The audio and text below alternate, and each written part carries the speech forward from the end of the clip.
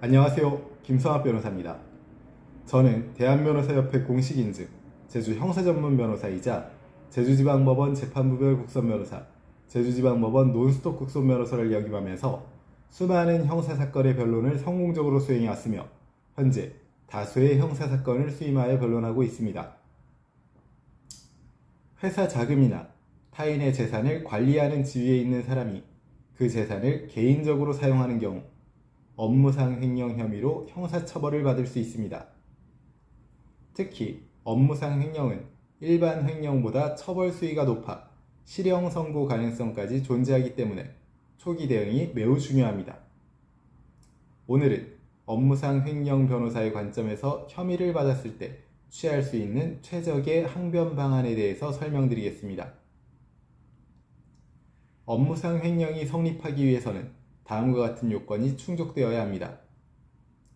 타인의 재산을 보관하는 지위에 있을 것, 그 재산을 임의로 처분하거나 사용했을 것, 불법 영득 의사가 있었을 것과 같은 요건이 필요합니다.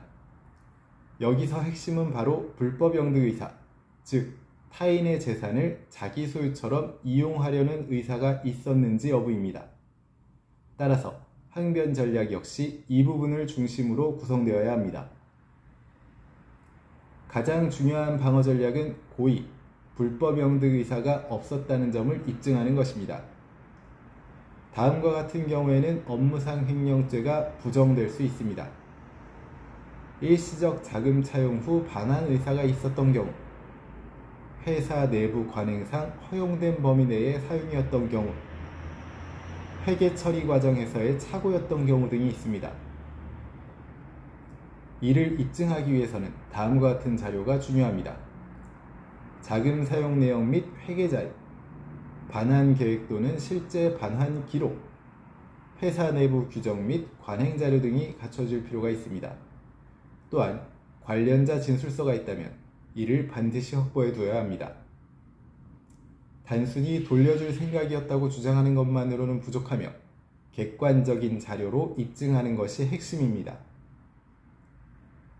업무상 횡령은 재산을 보관하는 지위가 전제되어야 합니다. 따라서 다음과 같은 경우에는 업무상 횡령죄 성립이 어려울 수 있습니다.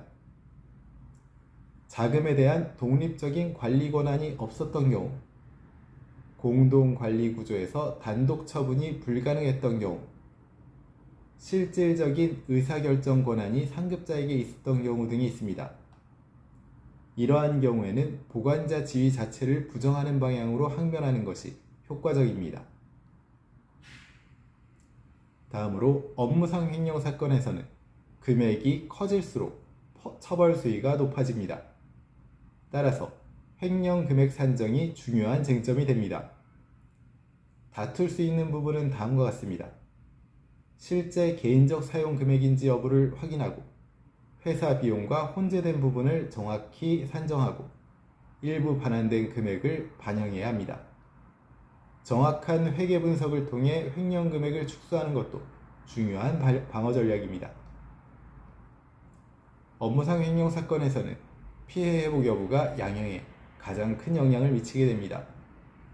효과적인 대응 방법으로는 신속하게 피해 일부라도 변제를 하고 또는 공탁을 할 필요가 있습니다.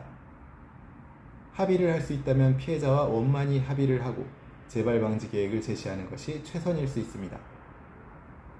특히 피해 금액을 전액 변제한 경우 실형을 피하고 집행유예로 감경될 가능성이 매우 높아집니다. 업무상 횡령 혐의는 단순히 금액 문제를 넘어 고의성과 신뢰관계가 핵심 쟁점이 되는 범죄입니다. 따라서 감정적으로 대응하기보다는 철저한 자료와 전략을 바탕으로 대응해야 합니다. 초기에 정확한 대응 방향을 설정하고 경험 있는 제주 업무상 횡령 변호사와 함께 전략적으로 대응하시기 바랍니다. 현재 업무상 횡령 혐의에 대한 법률적 도움이 필요하시다면 언제든지 제주 형사전문 변호사 김성학 법률사무소를 찾아주시면 신속, 정확한 해법을 제시해드리겠습니다. 조금이나마 도움이 되셨으면 합니다. 감히 최고라고 자부할 수는 없지만 여러분의 권리를 지키고 항상 최선의 결과로 만족을 드리는 제주 형사 전문 김성학 변호사입니다. 감사합니다.